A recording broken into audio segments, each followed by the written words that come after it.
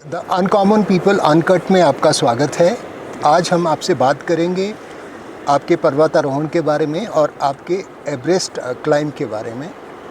आप बताइए कि आपको कौन सी उम्र से पर्वतारोहण का शौक़ शुरू हुआ और आपने कब ठाना कि आपको माउंट एवरेस्ट पे जाना है? शौक़ तो मुझे बचपन से ही था माउंटेनियरिंग का, क्योंकि हमारे मनाली में एक माउंटेनियरिंग इंस्टीट्यूट है, अभी मास करके उसका नाम है। तो हम देखा करते थे कि बहुत सारे लोग बड़े बड़े बैग लेके जाते थे, ट्रैकिंग करते थे और रॉक क्लाइंबिंग वगैरह करते थे, रैपलिंग करते थे। वहाँ से मेरे को माउंटेनियरिंग का थोड़ा सा शौक़ चला। और जहाँ तक एवरेस्ट की बात है, मैं स्कूल में था, एनसीसी में था मैं। तो उस टाइम एनसीसी का एक एवरेस्ट एक्सपीडिशन जाना था, जिसमें मुझे भी मौका मिला, मुझे भी सेलेक्ट किया गया। तो ये ऑल ओवर हिंदुस्तान के जितनी भी एनसीसी के कैडेट्स थे, उनमें से चुन के 100 लोगों थे वो, जिनको उन्होंने बेसिक कोर्स करवाया। और उन 100 में से फाइनली लास्ट में 9 लोग हैं जिनका एवरेस्ट के लिए सिलेक्शन हुआ था। ये 9 लोग हिमाचल में थे या पूरे हिंदुस्तान से थे? ये पूरे हिंदुस्तान से थे। और इस पूरे प्रोसेस में, पूरी प्रक्रिया में आपको कितने दिन लगे? माउंट एवरेस्ट जाने से पहले जो तैयारी की आपने, उसमें कितना समय लगा? हम लोगों के जो सिलेक्शन प्रोसेस है वो 2011 से स्टार्ट हो गया था। 2011 दिसंबर से हम लोगों को बेसिक कोर्स कराया NIM Nehru institute of mountaineering में। उसके बाद फिर हमने 6001 मीटर की देव टिब्बा पीक क्लाइंब की, जिसमें 100 में से 40 लोगों का सिलेक्शन हुआ। फिर हमने माउंट कामेट किया, जिसका ऑल्टीट्यूड है 7756 मीटर। उन 40 में से 15 लोग कामेट गए थे। कामेट में से फिर 9 लोगों को फाइनली सियाचिन ग्लेशियर में ट्रेनिंग हुई, विंटर जो ट्रेनिंग होती है वो हमारी हुई। और फाइनली अप्रैल मई में हम लोग एवरेस्ट की जर्नी के लिए निकल गए। तो लगभग हमें 2 साल लगभग हमें एवरेस्ट की जर्नी के लिए प्रिपरेशन के लिए लगे। जब आप एवरेस्ट कैंप के लिए निकले तो आपकी टीम में कितने लोग थे और बेस कैंप से लेके समिट तक आपको कितने दिन का रास्ता तय करना पड़ा? हमारी टीम में लगभग 18 मेंबर थे सपोर्टिंग स्टाफ के साथ, और जो क्लाइंबिंग मेंबर थे वो 15 मेंबर थे, जिसमें लीडर, डिप्टी लीडर थे, और 9 हम एनसीसी के कैडेट थे। अदर बाकी आर्मी के सोल्जर थे उसमें, JCO साहब थे, हवलदार साहब थे, और एक एयरफोर्स के विंग कमांडर थे। तो उसके बाद जब हम बेस कैंप पहुंचने के बाद, इसमें ना एक एक्लामेटाइजेशन का प्रोसीजर रहता है। आपको कैंप 1 टच करना होता है, फिर कैंप 2 टच करना होता है, फिर कैंप 3 टच करके आपको वापस बेस कैंप आना होता है। और उसके बाद फिर एक अच्छी सी विंडो देख के फिर एवरेस्ट सबमिट किया जाता है। इसके लिए लगभग पूरा मई महीने का टाइम इसमें लग जाता है, इस विंडो के लिए। तो ये एक छोटा सा टाइम रहता है उसका। अपनी एवरेस्ट यात्रा के बारे में बताइए। जब आप एवरेस्ट के करीब पहुंच गए थे, शायद या एक या 1.5 किलोमीटर का जब रास्ता रह जाता है, तो उस अनुभव को आपने कैसे महसूस किया? एवरेस्ट से सबमिट से थोड़ा सा पहले साउथ सबमिट आता है। वहाँ से अगर आपको देखेगा तो एक बहुत बड़ा पहाड़ सा दिख जाता है। और अर्ली मॉर्निंग हुई होती है उस टाइम, लगभग सुबह के 4 बजे के आसपास बज चुके होते हैं। और एक सूर्य की पहली किरण जो एक ट्रायंगल बनाती है, वो व्यू हमने देखा। बहुत अच्छा ज़बरदस्त सीन था वो। और जब हमने वो देखा तो हमने देखा कि इतना कर लिया, अब थोड़ा सा बच गया। तो अपने आप को थोड़ा सा और मोटिवेट किया, अपने साथियों के साथ मिल बैठ के 2-4 बातें कर ली। तो उसके बाद फिर जब हमने धीरे धीरे चढ़ना शुरू किया, और लगभग 7:30 बजे तक हम लोग एवरेस्ट के टॉप पे थे। उस समय आप कैसा महसूस कर रहे थे जब आपने तिरंगा फहराया एवरेस्ट पे? कैसा लगा? जब मैं टॉप पे पहुंचा, एक तो पूरी रात चलने के बाद बिल्कुल थक गए थे, एग्जॉस्ट हो चुके थे बहुत ज़्यादा। मैंने तो टॉप पे पहुंचने के बाद सबसे पहले तो एवरेस्ट को प्रणाम किया कि भाई अब हम सही सलामत आप तक पहुंच गए हैं, और अगर हमारे से कुछ गलतियाँ हुई होगी तो उसको माफ़ कर देना। क्योंकि हम लोग पहाड़ों को भगवान का वास मानते हैं। कहते हैं कि हर एक माउंटेन के टॉप पे शिव का वास होता है। तो उसके बाद फिर उनसे बोला कि अगर कुछ गलतियाँ फलतियाँ हुई होगी तो माफ़ कर देना, और हमें सही सलामत नीचे पहुंचा देना। और अंदर एक अलग सी खुशी थी कि भाई जिस चीज़ के लिए हमने इतनी मेहनत की थी, 2 साल से हम लगे रहे थे, ट्रेनिंग कर रहे थे, प्रैक्टिस कर रहे थे, जितनी मेहनत हमने की थी, फाइनली हमने अपना वो गोल अचीव कर लिया था। और साथ ही साथ मन में ये भी शंका थी कि अभी हमें नीचे भी जाना है, क्योंकि बहुत बार ऐसा हो चुका है कि डिसेंडिंग होते हुए काफ़ी सारे हादसे हुए हैं।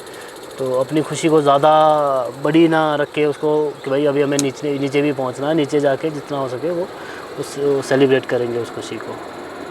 वापस आते हुए बहुत सारे लोग हादसे का शिकार हो जाते हैं, और जब सारे माउंटेनियर्स वापस आते हैं तो उनको लगता है, या जाती बार भी उनको लगता है कि कई बार जो माउंटेनियर हैं, जो पर्वतारोही हैं, जो अपनी जान गंवा चुके हैं, उनके शरीर या उनकी बॉडीज़ आसपास पड़ी रहती हैं, कई बार वो बर्फ़ से ढकी रहती हैं, कई बार वो दिखाई दे जाती हैं, तब कैसा लगता है?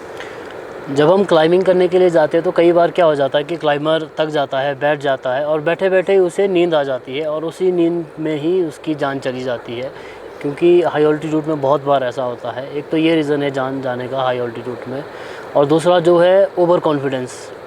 जब क्लाइंबर सब किसी भी पीक को सबमिट करता है, लाइक एवरेस्ट क्लाइंब करता है, सबमिट करता है, तो उसके बाद उसके अंदर ओवर कॉन्फिडेंस आ जाता है कि भाई अब बस हो गया, तो वो और केयरलेस भी हो जाता है। फिर हमें लगता है कि जहाँ पे हमें सेफ्टी एंकर यूज़ करने चाहिए हम उसको भूल जाते हैं, फिर हम वहाँ वो नहीं करते हैं। हमें लगता है कि हमने ये कर लिया तो अब कुछ नहीं होगा। तो उसके बाद जो उनकी बॉडीज़ जो वहाँ पे रहती है हादसे होने के बाद, तो बहुत सारे लोग घबरा भी जाते हैं। अब लेकिन अब ऐसा किया है कि कोई जो वहाँ पे एक रेस्क्यू टीम है शेरपाओं की, वो अगर फैमिलीज़ जो है वो अगर तो वो बॉडी के नीचे लाने का चार्ज करते हैं तो वो बॉडी को नीचे रिकवर करके ले आते हैं। अदरवाइज़ वो बॉडी को दूसरी जगह पे या तो क्रेबास में फेंक देते हैं या फिर थोड़ा सा दूर रखते हैं, क्योंकि बहुत सारे क्लाइंबर होते हैं जिनको बॉडी को देख के कंफर्टेबल फील नहीं वो करते हैं। तो वैसे तो मैक्सिमम कोशिश करते हैं कि वो ज़्यादा से ज़्यादा बॉडी नीचे बेस कैंप लाए, उनके परिजनों को सौंप दें। आप हिमाचल के युवा पर्वतारोहियों को क्या संदेश देना चाहते हैं? मैं यही कहूँगा कि अगर आप किसी भी माउंटेन के लिए जा रहे हो या फिर आप एवरेस्ट के लिए जा रहे हो, कम से कम बेसिक कोर्स ज़रूर कर ले। माउंटेनियरिंग की जो बेसिक चीज़ें हैं वो सीख ले और उनको अच्छे से सीख ले, ताकि आपको माउंटेन में कोई भी अगर दिक्कत आए तो आप सेल्फ़ डिपेंडेंट हो, आप शेरपाओं के ऊपर डिपेंड ना हो, आप अदर क्लाइंबर्स के ऊपर डिपेंड ना हो। पर्वतारोहण में आपके आदर्श कौन रहे हैं? मैं कर्नल प्रेम को अपना आदर्श मानता हूँ, क्योंकि मैं उनसे एवरेस्ट जाने से पहले उनसे एक बार मिला भी था। उन्होंने उनका एवरेस्ट सबमिट नहीं है, उसका कारण ये है कि उन्होंने अपने साथियों के लिए सेक्रीफाइस किया हुआ है। कई बार संतोष यादव का दूसरी बार एवरेस्ट सबमिट था, एक बार उनके किसी जवान की हालत अच्छी नहीं थी तो उनको डिसेंड कर किया। तो मुझे लगता है कि माउंटेन में अगर आप टीम वर्क करते हो या अपने आप साथी क्लाइंबर के बारे में सोचते हो तो वो ही एक अच्छा माउंटेनियर माना जा सकता है। पिछले साल जो बाढ़ आई थी उसके रेस्क्यू ऑपरेशन में के बारे में कुछ बता दीजिए, क्योंकि आप अभी रेस्क्यू करते हैं, लोगों से ट्रैकिंग करवाते हैं और आर्मी के साथ भी आप कोऑपरेट करते हैं, उनके साथ काम करते हैं। जैसे आपके इस पे कमेंडेशन का एक बैज लगा है आर्मी का, इसके बारे में भी कुछ बताइए। आर्मी की जो साथ जो हम रेस्क्यू करते हैं 2016 से करते हैं, ये एक टीम बनी है जिसका नाम है तिरंगा माउंटेन रेस्क्यू टीम, 2016 से बनी है। अगर आपने हनुमान थप्पा जी वाला केस सुना होगा कि सियाचिन ग्लेशियर में जो 5 दिन तक आइस स्लैब के नीचे रहे, उनसे बातचीत भी हो रही थी लेकिन उनको निकाल नहीं पाए थे और 5 दिन बाद वो शहीद हो गए थे। तो तब ये सोचा गया कि क्यों इतना टाइम लगा, क्या हमारी सक्षम नहीं है। हालांकि हमारी आर्मी बहुत सक्षम है, इसमें कोई दोहराई नहीं है, लेकिन आर्मी क्या है कि वो एक जगह पे सिर्फ 2 साल के लिए रहती है, उसके बाद उनकी लोकेशन चेंज हो जाती है। तो जो जवान होते हैं जिसने जो इसके बारे में सीखते हैं, 1 साल तो वो आने में लग जाते हैं और दूसरे साल जब वो दूसरा साल हो जाता है तब उनको जाने में लग जाता है। तो जो हमारी ये रेस्क्यू टीम है ये 6 महीने नवंबर टू अप्रैल विंटर में रहती है। पहले तो ये टीम बनी थी सिर्फ़ और सिर्फ रेस्क्यू करने के लिए, लेकिन बाद में जब हमें काम किया हमने तो हमें लगा कि रेस्क्यू से ज़्यादा इम्पोर्टेंट है ट्रेनिंग देना, क्योंकि अगर हमें अच्छी ट्रेनिंग है हमारी तो हादसे होंगे ही नहीं। और इसका नतीजा ये निकला कि 2016 से पहले, ये मिनिस्ट्री ऑफ डिफेंस का डेटा है, एक विंटर में लगभग हम लोग अपने 25 तक के जवान हम खो देते हैं सिर्फ़ और सिर्फ एवलांच क्रेवास में। लेकिन 2020 में 0 कैजुअल्टी हुई, 2020 में बिल्कुल 0 कैजुअल्टी, एक भी जवान की हमारी कोई भी मौत नहीं हुई। और अगर मैं इस कमेंडेशन कार्ड की बात करूं, ये vice chief of army staff का कमेंडेशन कार्ड है। ये मुझे 2020 में मिला। उस टाइम एक नौगांव सेक्टर में हम लोग एक रेस्क्यू के लिए गया था, तो उसके लिए मुझे ये मिला हुआ है। तो हमने एक जो शोल्डर का रेस्क्यू किया था, तो इसलिए हमें वाइस चीफ ऑफ आर्मी की तरफ से ये मिला हुआ है। अभी जो पिछले साल जो बाढ़ आई थी उसमें भी आपने बहुत अहम भूमिका निभाई है, तो उसके बारे में कुछ बताइए कि आपने एक इजरायलीज़ का ग्रुप था कसोल में, शायद आपने उनको रेस्क्यू किया था और उनको कम्युनिकेशन में मदद की थी अपने संबंधियों से। जब ये बाढ़ आई तो उस टाइम कनेक्टिविटी बिल्कुल ही बंद हो गई थी, कोई इंटरनेट नहीं था, फ़ोन कॉल्स नहीं लग रहे थे। मनाली में एक एडवेंचर टूर ऑपरेटर एसोसिएशन की एक टीम बनी हुई है जिसके प्रेसिडेंट रमेश जोगी है, वो इस टीम को लीड कर रहे हैं। तो उस टाइम हमें फ़ॉरेन की मैग्नस करके एक रेस्क्यू टीम ने अप्रोच किया हुआ था कि भाई हमारे इजरायलीज़ यहाँ पे मनाली में, कसोल में, स्पीति में मिसिंग है, उनसे कांटेक्ट नहीं हो पा रहे हैं, घर वाले हमें पूछ रहे हैं। तो हमारी एक छोटी सी टीम कसोल गई, हमने ऑन ग्राउंड जाके उनको फाइंड किया, उनको आइडेंटिफाई किया और उनके परिजनों तक हमने उनसे मैसेजेस पहुंचाए। क्योंकि हम लोगों ने क्या किया कि हर एक मेंबर्स के नाम, एज और उनके जो मेंबर्स के नाम थे उनको लिख के ले गए और उनको हमने वहाँ की न्यूज़ में दिए, ताकि मेंबर्स जो घर के उनके मेंबर है वो उस न्यूज़ को देख के ये पता लगा सकते हैं कि भाई हाँ, हमारे जो मेंबर्स है वो सेफ़ है और ठीक है।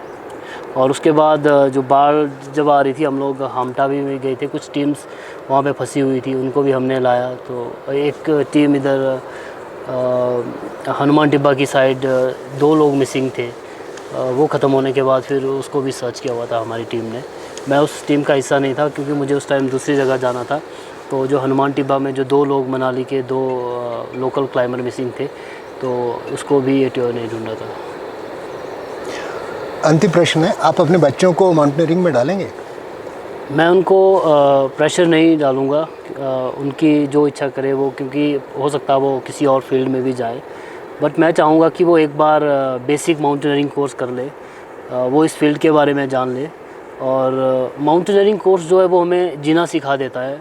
कहीं ना कहीं मुझे लगता है कि क्योंकि माउंटेन में बहुत सारी परेशानियाँ होती हैं, आपको सेल्फ डिपेंडेंट होना होता है, आपको बहुत सारी इम्प्रोवाइजेशन चीज़ें करनी होती है।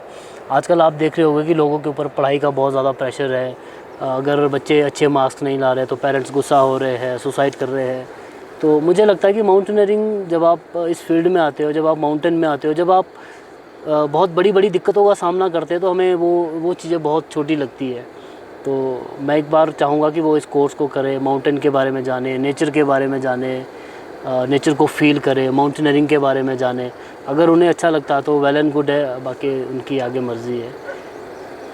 बहुत शुक्रिया आपका खीवीराम जी, बहुत अच्छा लगा आपसे बात करके। Thank you so much.